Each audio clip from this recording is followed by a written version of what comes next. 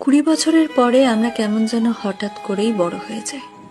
হাওয়ায় ভাসতে থাকা ফুরফুরে চঞ্চল জীবনটাই হঠাৎ যেন রেসপন্সিবিলিটি, কমিটমেন্ট, হার্ডওয়ার্ক এমন সব কঠিন কঠিন শব্দগুলো লাগাম লাগিয়ে দেয়।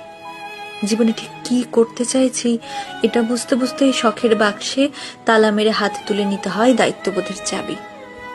বাইরে বেরোতে ইচ্ছে করে না, বন্ধুদের ফোন ধরতেও ইচ্ছে করে না। কেমন যেন সবকিছুর ওপর থেকে হঠাৎ করেই বিশ্বাসটা উঠে যায়। সব সময় শান্তি খোঁজার এক আপ্রাণ চেষ্টা চলে মনে। নির্ঘুম রাতের তারারা সাক্ষী থাকে এই গল্পগুলোর। শখের জিনিসগুলোর একটা লম্বা লিস্ট তৈরি হয় মাথায়।